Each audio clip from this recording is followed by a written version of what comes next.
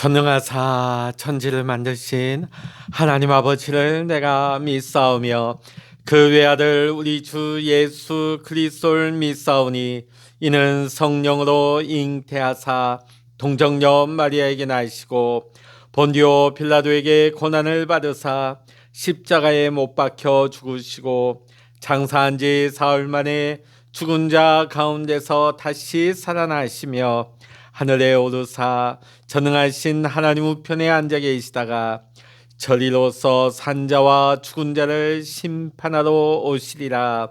성령을 믿사오며 거룩한 공예와 성도가 서로 교통하는 것과 죄를 사하여 주시는 것과 몸이 다시 사는 것과 영원히 사는 것을 믿사옵나이다. 아멘. 찬송가 323장입니다. 찬송 323장입니다.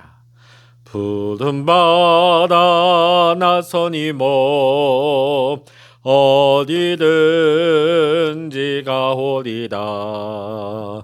괴로우나 즐거우나 주만 따라가오리니 어느 누가 막으리까. 죽음인들 막으리까. 어느 누가 막으리까. 죽음인들 막으리까. 골골 잡힌들에도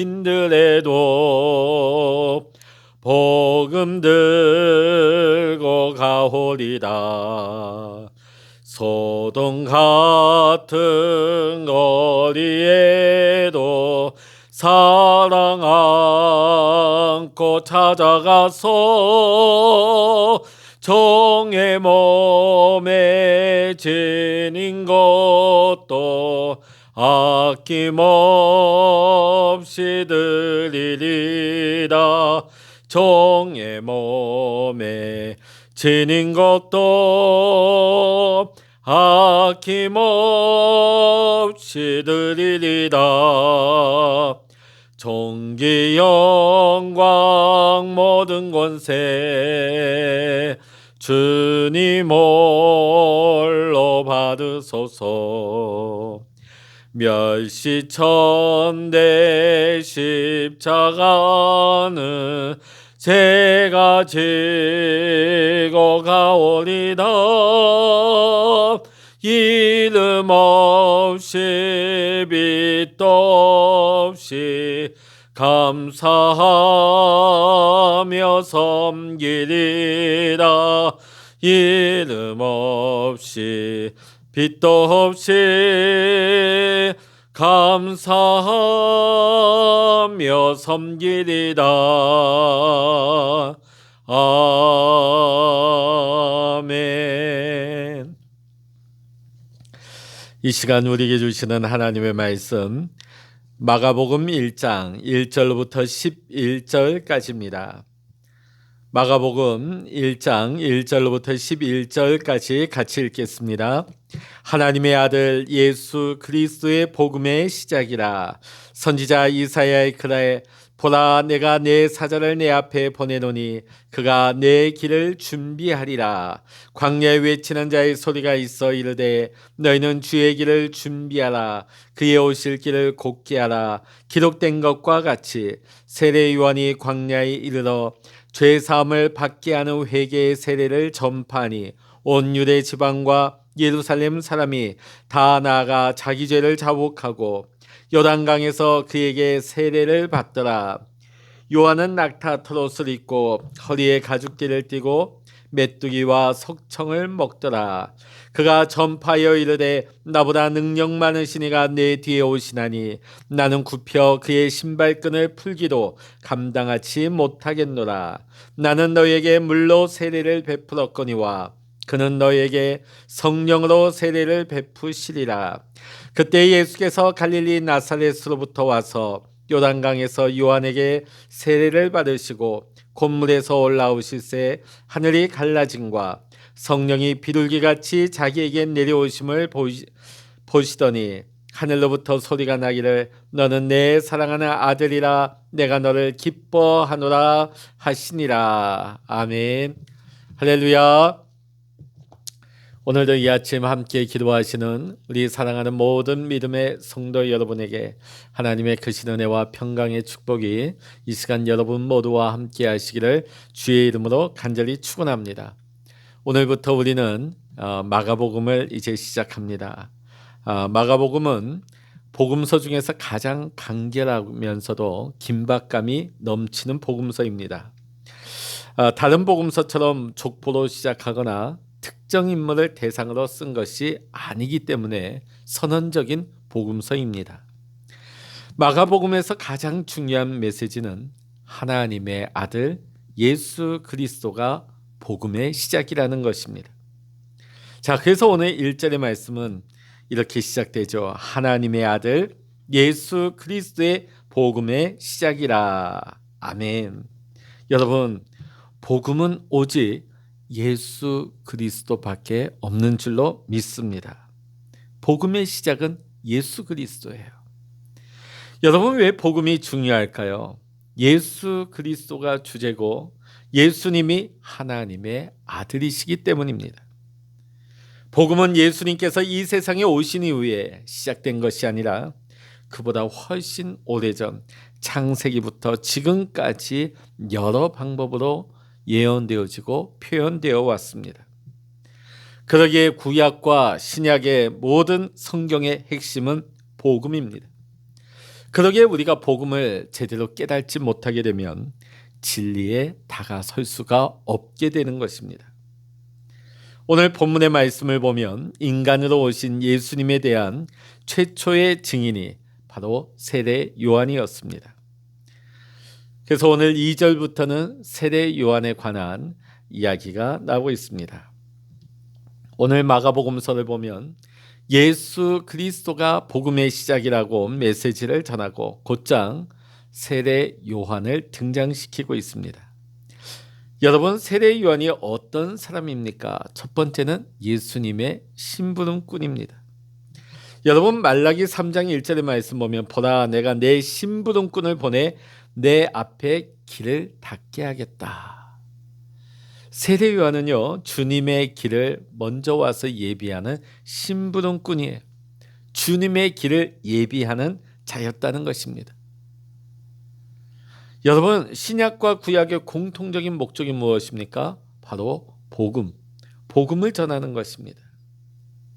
두 번째, 세례 요한은 광야에서 사역을 한 사람이었습니다.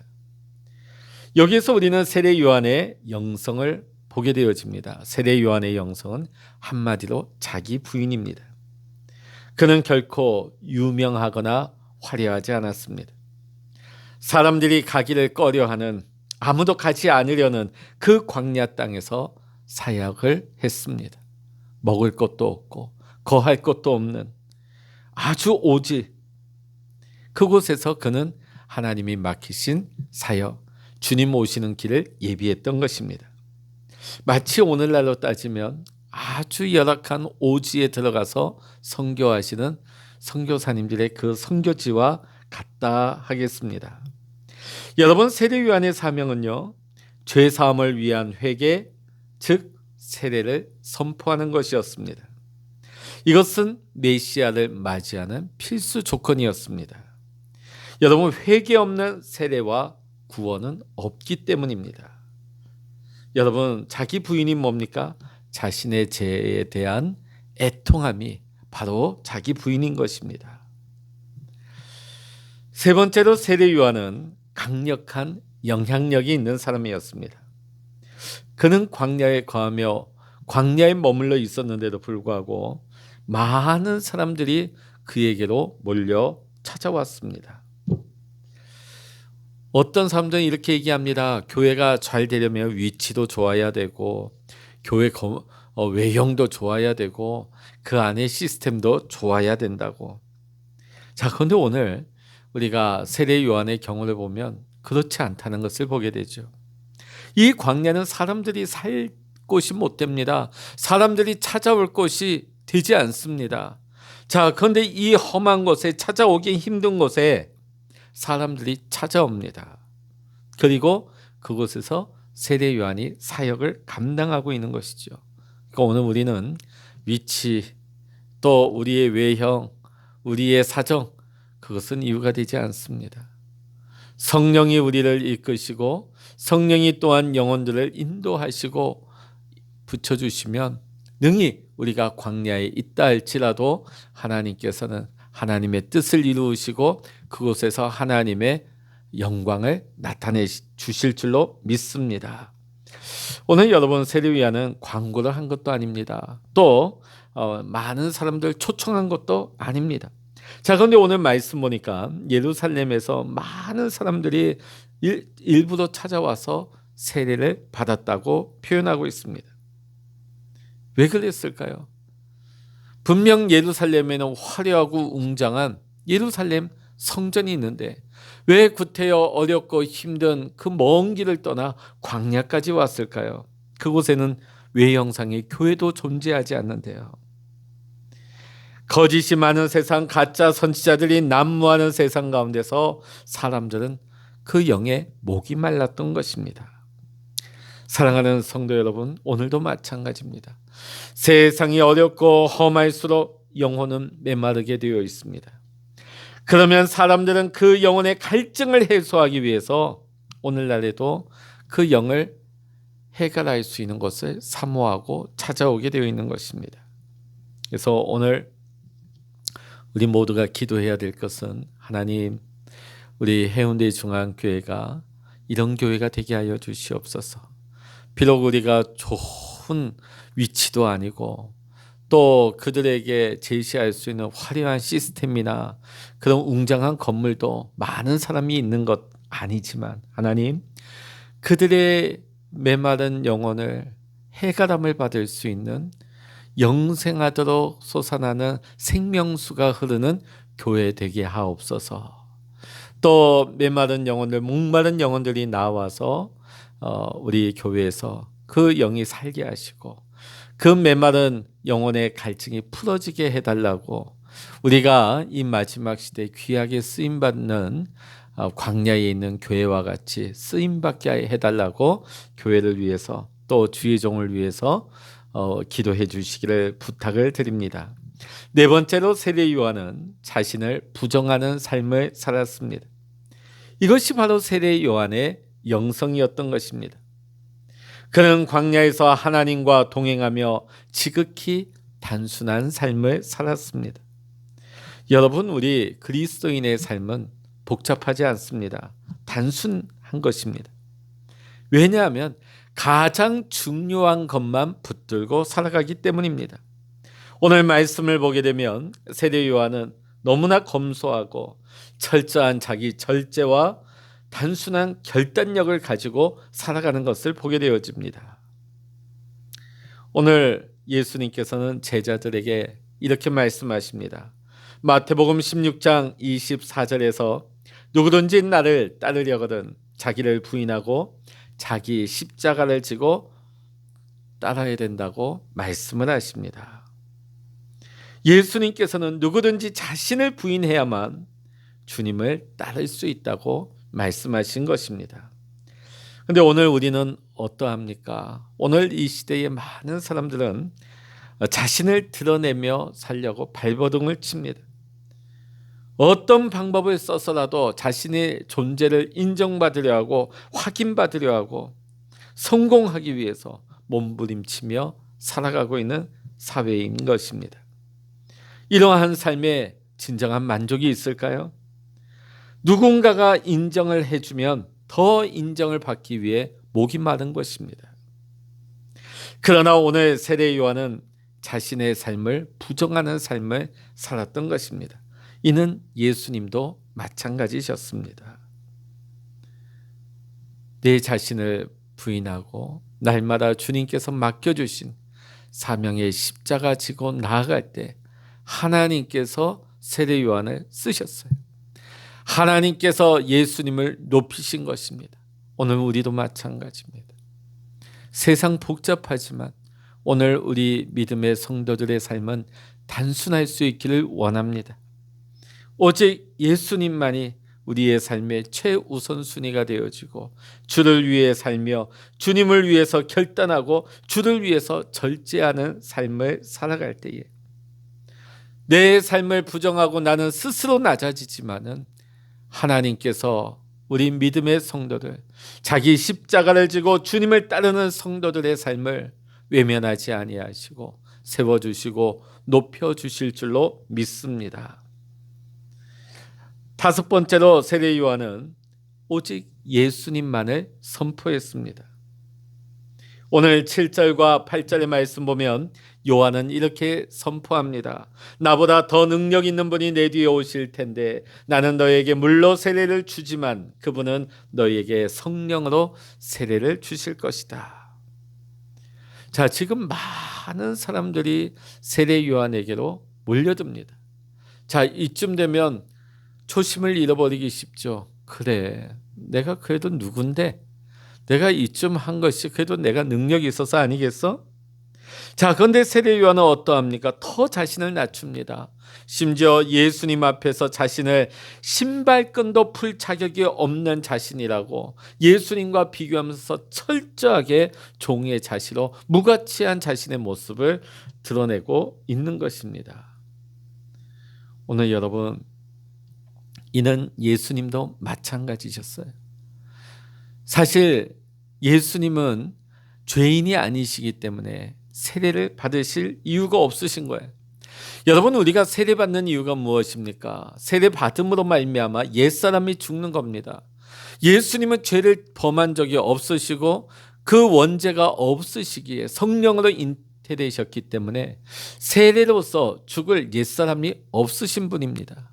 그러기에 세례 요한이 세례를 베풀라고 하는 예수님의 청을 거절하지요. 그러나 예수님은 세례를 받으셨습니다. 왜 그러셨을까요? 그것이 아버지 하나님의 뜻이기 때문입니다.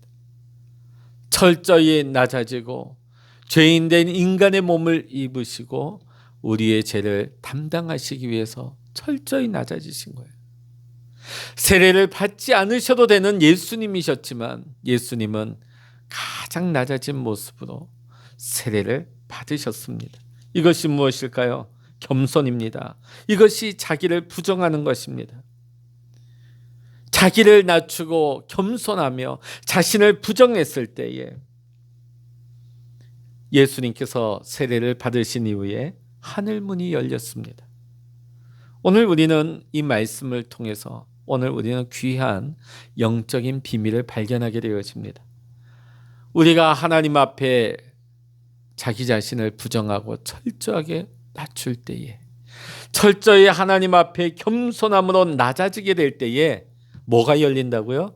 하늘문이 열린다는 것입니다. 하늘문이 열리고 성령이 비둘기같이 임하면서 하나님의 음성이 들려오는 것입니다. 오늘 이 놀라운 은혜, 이 놀라운 축복이 오늘 이 아침 하나님 앞에 함께 기도하는 우리 성도님들에게 임하시는 하나님의 축복 되시기를 주의 이름으로 간절히 축원합니다. 제가 우리 성도님들에게 누누이 여러 번 말씀드린 것 같아요. 우리가 기도한다는 것은 무엇일까요? 하나님만을 의지합니다. 나는 하나님 없이는 단 한순간도 살아갈 수 없습니다. 우리가 아침마다 하나님 앞에 기도하는 것은 하나님 이 하루도 하나님 없이는 살 수 없습니다. 하나님만을 의지합니다. 그러기에 우리는 매 시간 첫 시간에 하나님 앞에 두 손 들고 나오는 것입니다. 기도는요, 겸손한 자가 하는 것입니다. 자신을 믿고 자신을 의지하고 자신의 능력을 믿는 자 기도하지 않습니다. 오늘 우리가 하나님 앞에 철저히 겸손하게 낮아짐으로 하나님의 은혜를 구하게 될 때에 오늘 저와 여러분에게 하늘문이 열리고 성령이 비둘기같이 임하시며 성령이 우리 같이 임하실 때에 하나님의 음성이 들려오게 될 줄로 믿습니다. 여러분의 하나님 음성, 어떤 음성을 기대하십니까? 어떤 분은요, 하나님의 음성을 막 그래, 너는 앞으로 이렇게 될 거야, 너의 삶은 이렇게 될 거야, 어떤 예언적인 의미로서의 음성만을 듣기를 원하는 분이 없잖아 있습니다. 우리 주변에는. 그러나 진짜 귀한 하나님의 음성은 무엇일까요? 최고의 하나님의 음성은 무엇입니까? 오늘 예수님께서 들으셨던 아버지의 음성, 너는 내가 사랑하는 아들이다. 내가 너를 기뻐하노라. 바로 이거예요. 오늘 여러분, 오늘 세례 요한이 아무도 없는 그 세례 요한이 광야 불모지에 나가서 모든 것을 부인하면서 모든 것을 내려놓고 사역할 수 있었던 이유가 뭘까요? 성령에 이끌려서 하나님의 음성을 들으면서 사역했기 때문입니다. 하나님이 들려주시는 내가 너를 사랑한다. 너는 내 사랑하는 아들이다. 내가 너를 무척 기뻐한다. 이 음성을 들으면요, 메뚜기와 석청만 먹어도 행복합니다. 약대 털옷만 입어도 행복한 거예요. 오늘 여러분, 우리도 마찬가지입니다. 우리가 하나님이 들려주시는 음성, 너는 내 사랑하는 아들이다, 딸이다, 내가 너를 기뻐하노라. 이 음성이 얼마나 귀한 음성입니까? 얼마나 놀라운 축복입니까? 우리가 이 음성을 듣는다면 어떤 환난이나 풍파나 어려움이 닥쳐온다 할지라도 우리는 기쁨으로 살아갈 수 있을 줄로 믿습니다. 오늘 사랑하는 성도 여러분, 오늘 이 아침 우리가 겸손하게 하나님 앞에 낮아진 모습으로 내 자신을 부인하며 하나님의 은혜를 구하며 나아갈 때 하늘 문이 열리고 하나님의 음성이 오늘 이 시간 우리 가운데 임할 수 있기를 원합니다. 너는 내 사랑하는 아들이다. 너는 내 사랑하는 딸이다. 내가 너를 기뻐하노라. 오늘도 이 음성 듣고 오늘도 우리를 향하신 하나님의 사랑을 체험하면서 이 말씀 의지하여서 비록 풍파 많고 험난한 세상이지만 우리를 떠나지도 우리를 버리지도 아니하시고 지금도 임마누엘로 함께 하시는 하나님만을 의지하면서 오늘 이 하루를 믿음으로 살아갈 수 있는, 하나님 앞에 귀하게 쓰임받을 수 있는 우리 모든 택함받은 믿음의 성도님들 되시기를 이 시간 주의 이름으로 간절히 축원합니다. 기도하시겠습니다. 할렐루야. 하나님 아버지, 오늘 세례 요한이 주님의 오시는 길을 미리 예비하는 심부름꾼으로서 자기 자신을 철저히 낮추고 오직 예수님만을 드러내고 예수님만을 높이며 예수님을 선포했던 것처럼 오늘 우리도 다시 오실 주님을 예비하며 다시 오실 주님을 예비함으로 그 길을 준비할 수 있는 사명받은 심부름꾼이 되게 하여 주시옵소서. 날마다 우리 자신을 부인하며 오직 예수님만을 위해 살아가게 하시고 오직 예수님 앞에 우리의 삶을 절제하며 결단할 수 있는 우리의 삶이 되게 하여 주시옵소서. 날마다 겸손하기를 원합니다. 날마다 하나님 앞에 우리 자신을 낮추기를 원합니다. 하나님을 의지함으로 날마다 나아갈 때에 하나님 하늘 문이 열리게 하시고 성령이 비둘기와 같이 우리 가운데 임하게 하십니다. 오늘 우리가 기도할 때에 하나님의 음성을 듣게 하여 주시옵소서. 너는 내 사랑하는 아들이라. 너는 내 사랑하는 딸이라. 내가 너를 기뻐하노라.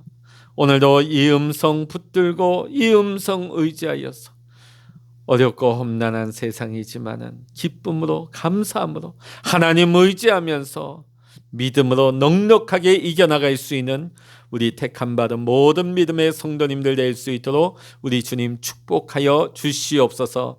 모든 감사와 영광을 우리 주님께 올려드리며 우리 주 예수 그리스도의 이름으로 간절히 기도하옵나이다. 아멘.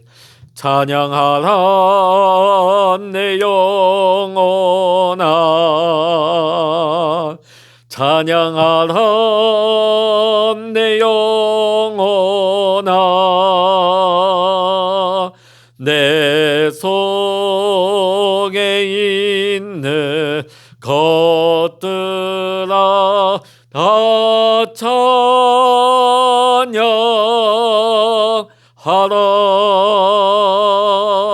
기도하라 내 영혼아,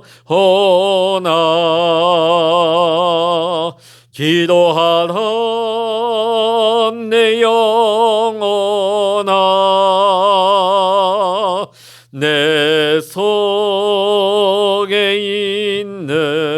것들아 다 기도하라.